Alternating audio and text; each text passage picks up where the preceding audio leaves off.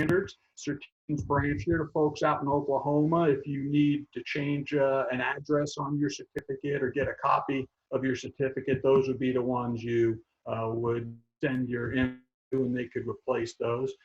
We do have a FAA security, their own police department. You all heard of flight service. They pretty much weather breach and search and rescue. More and more of that, everyone's getting it online, but they're still a useful resource, especially in the search and rescue portion. Then you have air traffic controllers. So out of all the FAA, 40,000 plus employees, air traffic controllers and supervisors make up about 14,000 of that group.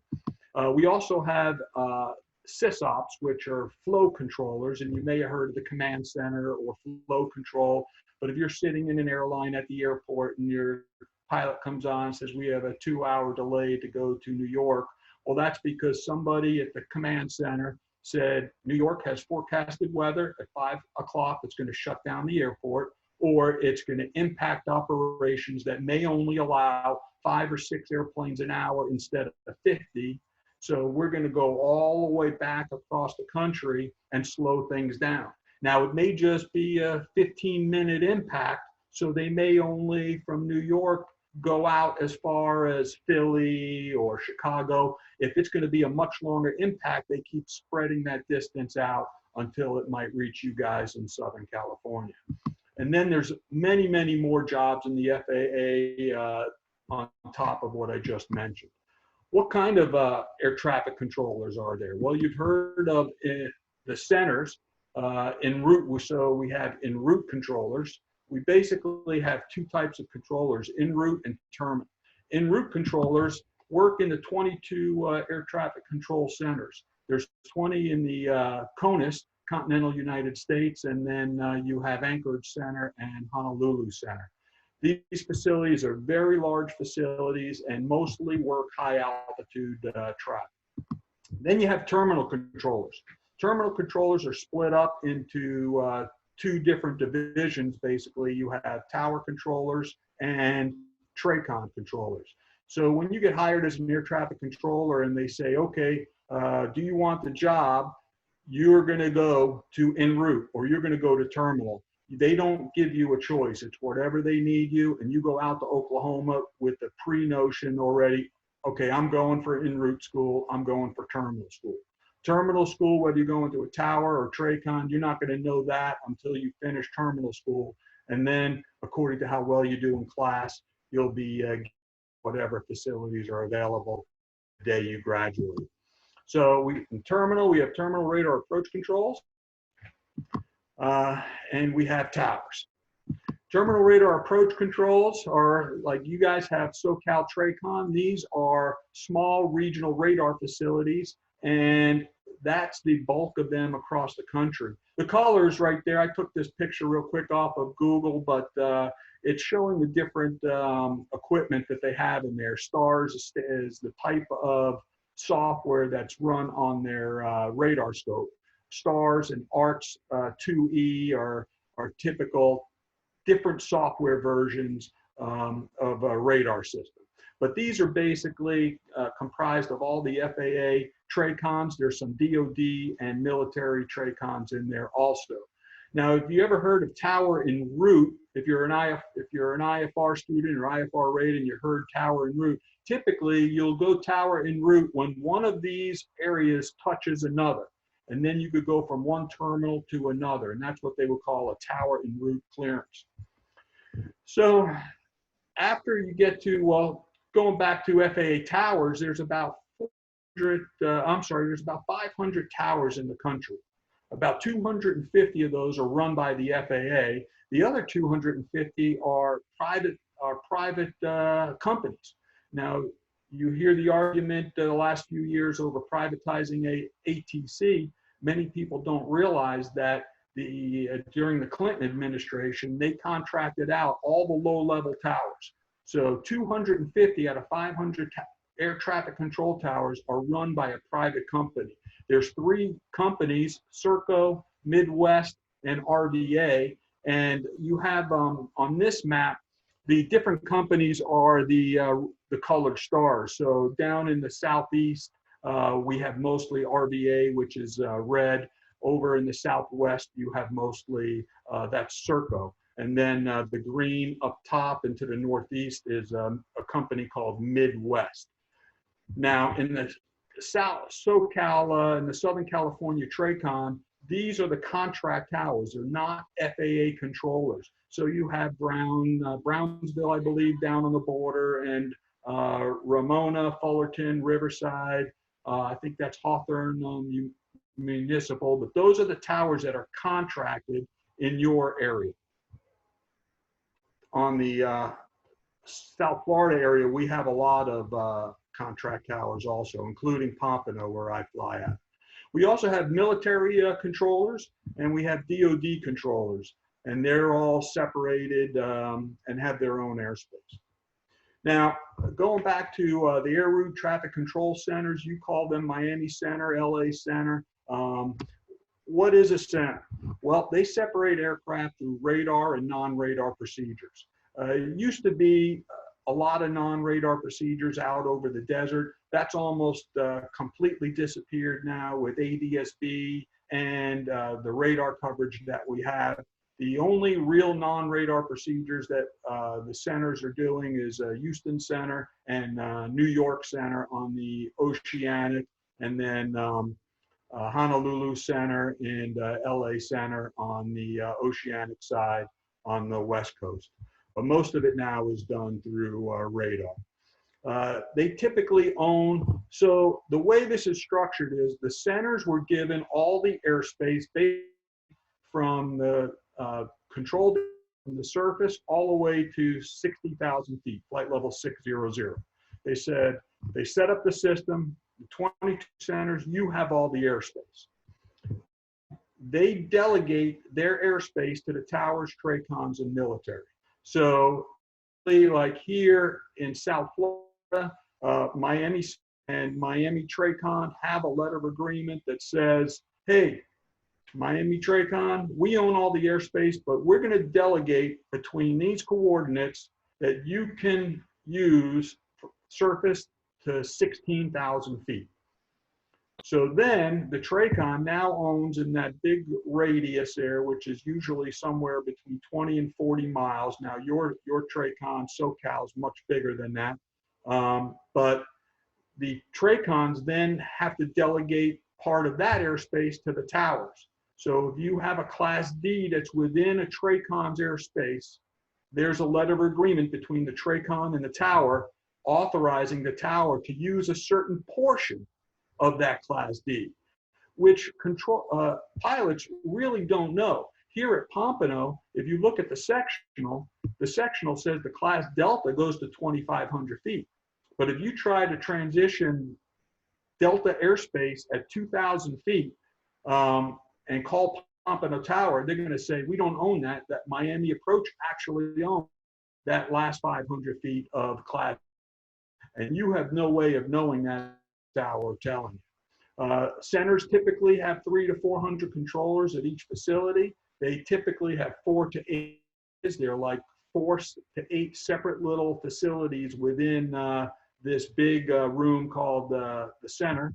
And each area splits its airspace into many high and low sectors. When they're talking about the high sectors, it's 18,000 flight level 180 and above. And each sector has its own frequency. Now, when they're really busy, each sector is open and everyone's talking on their own frequency. As things slow down, they might say, okay, you guys are slow, but those 2 sectors, you could combine up, one of you stay, and that's sometimes you'll get someone tell you, hey, switch to my frequency, such and such, and now they're combining up sectors, and now there's going to be one person working both sectors.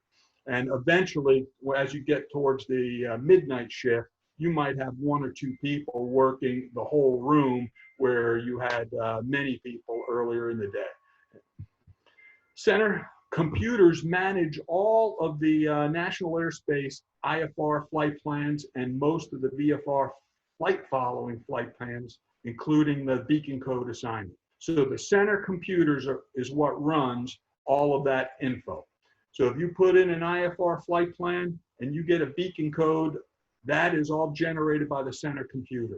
If you put in for flight following with the tower and get a beacon code, you are now in the center computers, and they'll be able to hand you off from TRACON to TRACON to center, all the way to your destination.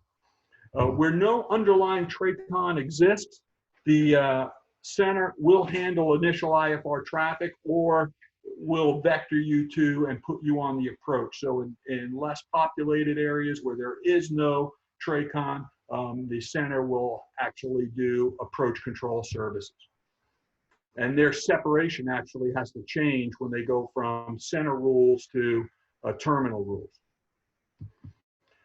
So TRACONs, what is a TRACON? Well, they surround busy metropolitan cities, usually with several airports in close proximity. They usually have one major airport. They typically staff anywhere from 3 to 200 air traffic controllers. A giant TRACON like SoCal is probably close to the 200 range. I know Miami Approach is about 100 controllers right now.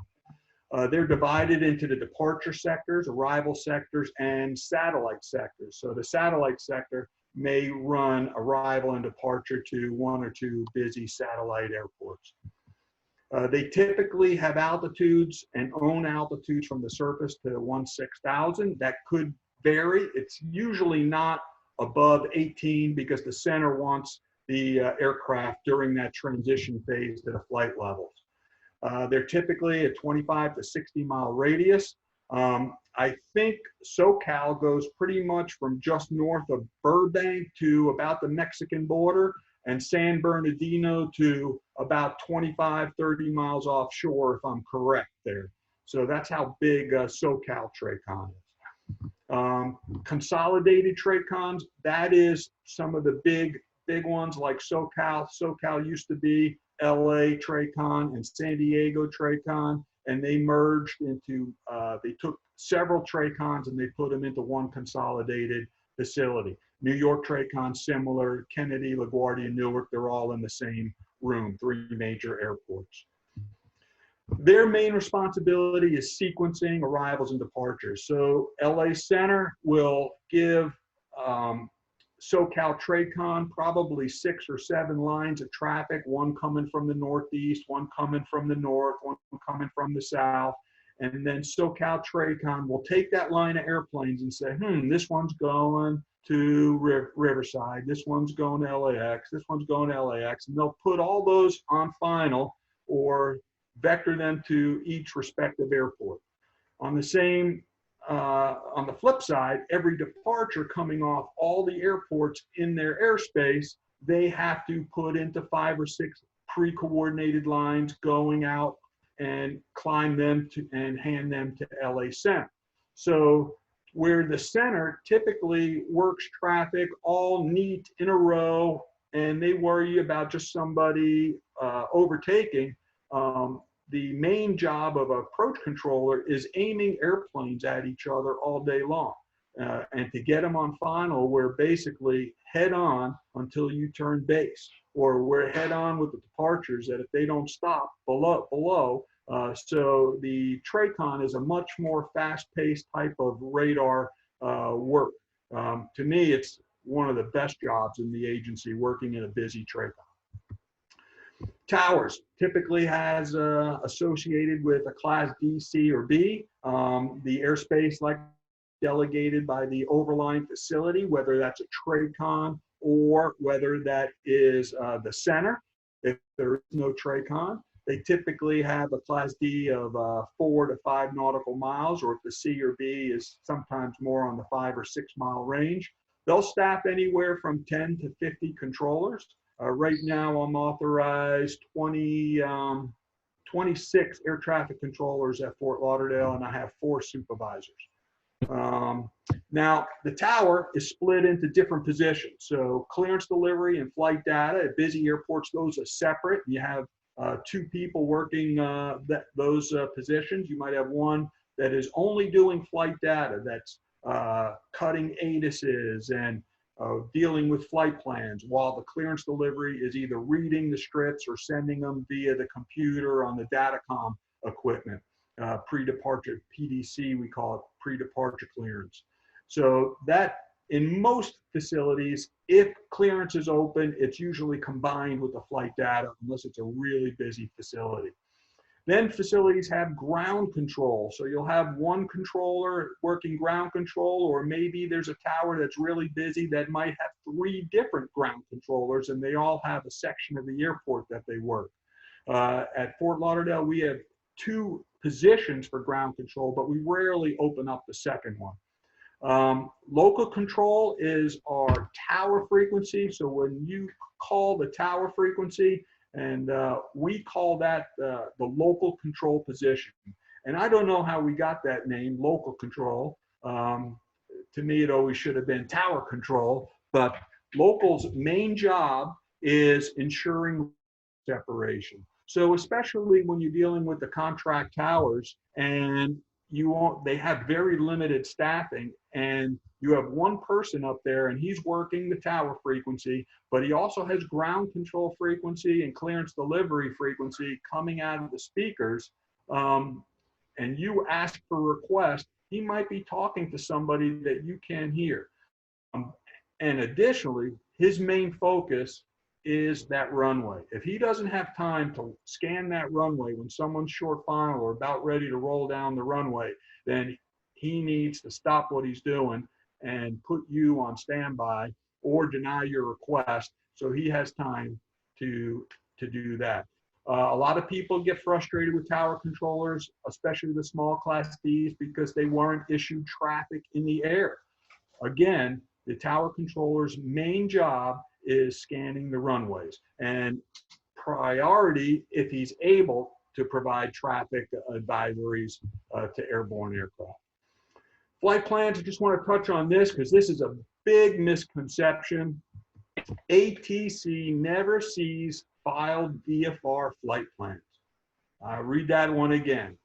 Air traffic control will never see your filed VFR flight plan. So if you go on to ForeFlight and you hit the flights and you create a new flight, and from LA to San Diego, and you pick an altitude and you pick a route and you put in sols and fuel and color of your aircraft, and then you go and file that flight plan and then activate it, air traffic control will never see that flight plan.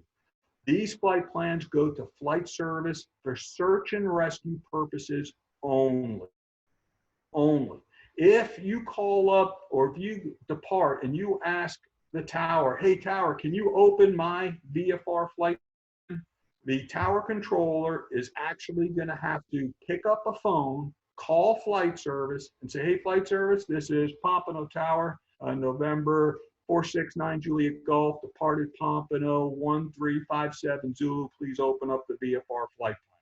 So a lot of times the tower controller will tell you, hey, I'm too busy to do that.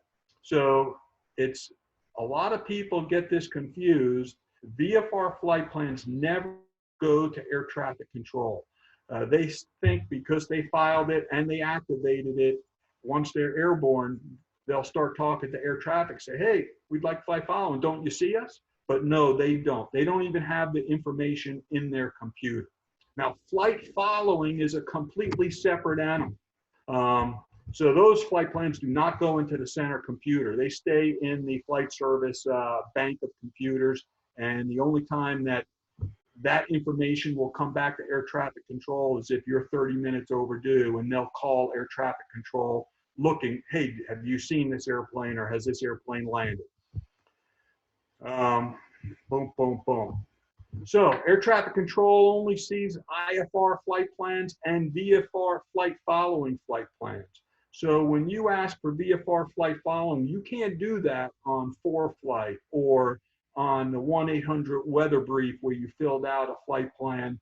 Those, again, are not seen by air traffic control. The only way to get VFR flight following is to request it on the ground, and the controller will type your info into the computer, or request it in the air and the controller will type it into the computer. And now you'll be in the center NAS computers, and they'll be able to hand that airplane off, hand your aircraft off as they go from sector to sector. So the only thing that air traffic control sees is the IFR flight plans and VFR flight follow. I think that's about all I have for now. Um, any kind of reference questions, or I know that's a lot. I know we don't have much time. You could spend hours on each of these subjects. But if anyone has any questions, more except John or Jim, I answer their questions every day.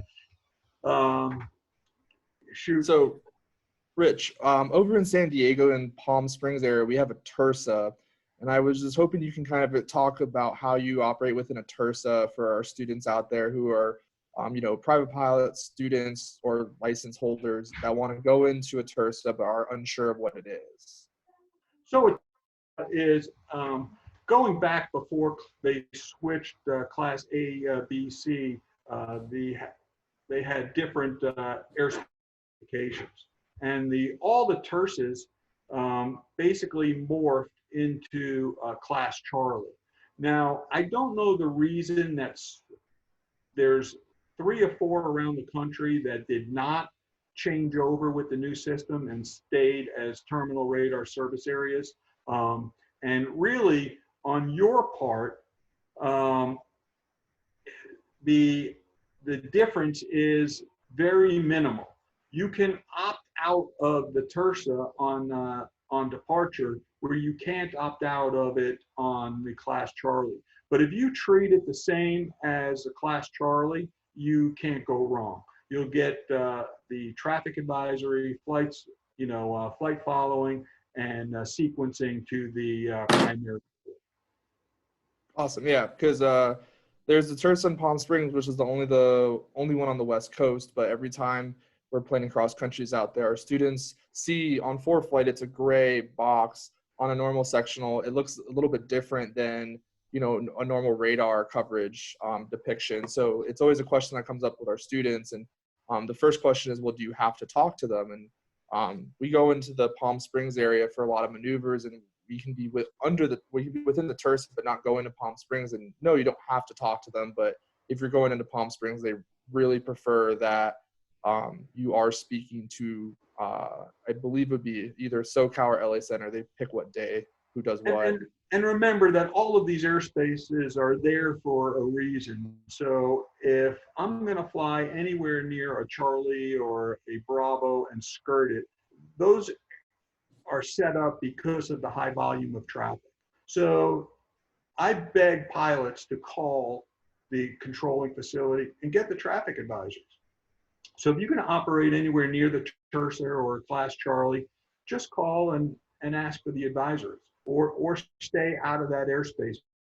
Airspace is there for a reason, because there's a high volume of traffic in that airspace going in and out of the primary airports. But you can't go wrong if you treat the TURSA like you treat a Charlie and operate the same way. And that's how, if I had students anywhere near a TURSA, I don't know, the Jim, did we discuss TURSAs at all? I don't think. Not really. Not really. We don't have any near South Florida. Yeah, Jim and I hit a TURSA in Augusta the other day, but we were IFR, so. I hope one of you knew what to do. Yeah, I did. We were IFR though. It wasn't me. Yeah. But treat it like, the best way to handle those is treat it like a Charlie. Yeah. I would say.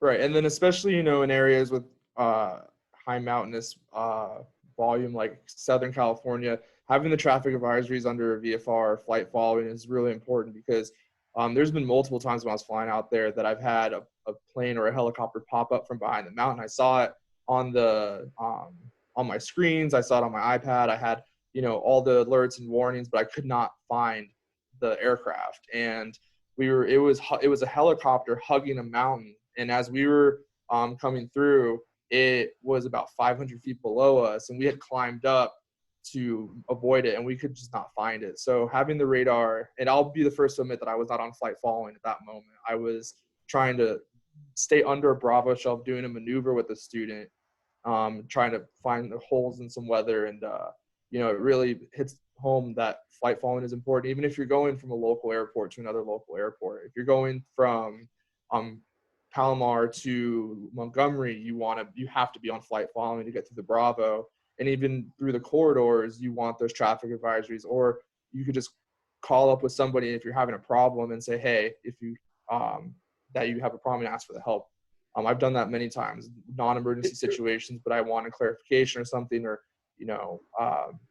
need some help. I'm on VFR flight plan. I just hop on frequency and ask for the help.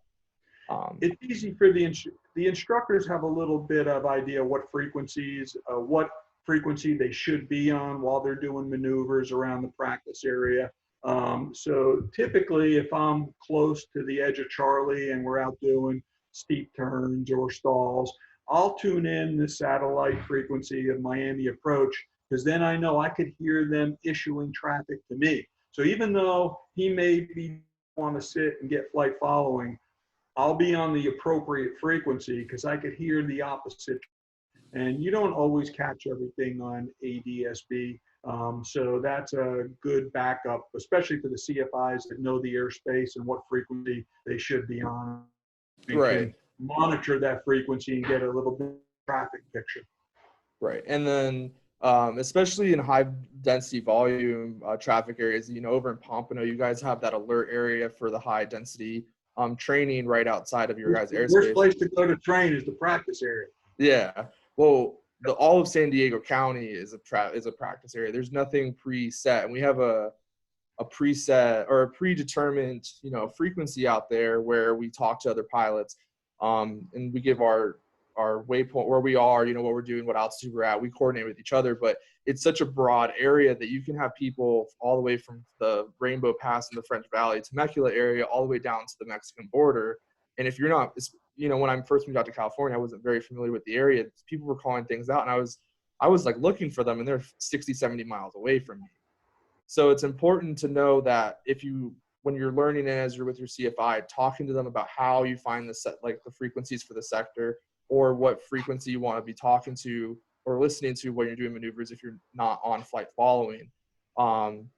Because, I always monitor SoCal when I'm out in the practice area. If I'm near our airport, because there's a high volume of jet traffic coming in, they're moving way faster than I can get out of their way. So it's something that you really want to be aware of is, where to find the frequencies outside of forward flight. If your phone's dead, where to find in the chart supplement or on the panel in the Cirrus, because as you scroll down on the waypoint page, you have all of the different frequencies for air traffic control. So that's a big one, is knowing if you really need to find something quickly, if you're flying in the airplane, the best place to find it is on the panel, if you know how to get to that page quickly. It helped me out yesterday when I'm flying a G5, so I was used to the G6 where you can add what you really want on what comm. The G5, you have to manually switch between the two comms, and I accidentally put myself off of a frequency that I was on, didn't realize it for a second, and then I was able to go find the last assigned frequency based off what TRACON I was actually flying over at that time. About that last night while we were looking through the green book. Was that last night, Jim? We were looking through the green book, and we were about the pages that have all the frequencies and the phones in there. And that thing I was going to mention is for Jim and his airplane, he'll have the ability to put those traffic numbers into the system. But I tell students, put these numbers on your cell phone also. So have SoCal's phone number, have your local tower's phone number in your cell phone, because you never know what could happen in the aircraft. That it's a lot easier if I know I got SoCal TRACON, or I know I got Palomar Tower in my roll phone, and I could just call them up. So, hello, I'm squawking 76. I'm coming over the top. It's a lot easier if you have nothing else available, and your handheld's not working, your radios aren't working. It's rare, but it happens. Yeah. And then the last thing I just want you to touch on, we're a little bit over time right now, but for the student pilots out there who are afraid to talk to air traffic control, what's your best advice on how to become more comfortable with, picking up VFR flight following or any other air traffic control procedures that they might encounter along their training? Well, unfortunately, with COVID right now, we're not allowed to visit the towers, but I encourage as much visiting of your local tower and TRACON as possible. So once things get back to normal, I try to get all my students up to the tower So you should be able to, especially at your local tower, know them all by name.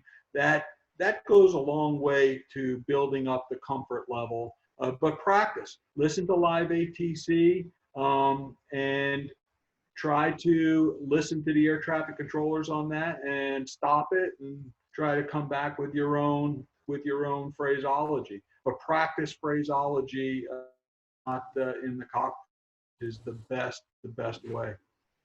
Right. Yeah. And my students have definitely heard me talk about this. Get on live ATC, talk to your friends, family in terms of air traffic control, become comfortable with what they're saying. And I had a flight instructor during my instrument rating who said, as you become more comfortable, you're able to start anticipating what they're going to be doing with you. And it is true, you know, flying for a couple of years now I'm especially on instrument approaches for our instrument pilots, you're able to see, okay, I know they're going to turn me this heading to intercept the final, or when I first moved out to California, Rick was able to say they're going to take you 3 miles outside of SCON for the ILS to 2-4. And sure enough, it was 3.1 miles outside I counted that day. So you become more comfortable with it, but the best way to get comfortable is to practice, listen, and immerse yourself into it. And for our students over at Palomar Aviation, we do have abilities to visit the tower when the COVID situation is finally over with and we're allowed to go back and do, you know, the tight spaces. I've been in the control tower at Palomar. It is really cool. It is a different perspective, kind of seeing how they see it, but also you get an appreciation of how truly difficult their job can be when there's a lot of airplanes in the pattern. You're trying to sequence them all on a one runway airport. So I just wanted to thank Rich for a really informative presentation today. I learned a lot. I am going to ask him for that presentation so I can review it one more time. There's a lot to flying, and there's a lot to air traffic control communications. And the best way to become comfortable with it is just to fly as much as possible. We just want to remind you that this was not supposed to be formal instruction. This was a informative session from an air traffic controller to help learn about the ins and outs of the FAA air traffic control system. If you have any more questions, we do encourage you to talk to your CFII and CSIP. If you're with us with Palomar Aviation, we're always here to help you out. We do Zoom sessions online to help you with any instruction that you have right now. And if you're not with Palomar Aviation, we look forward to helping you out soon, except Jim and John. I know Rich has a priority with those guys, but we're all in this together.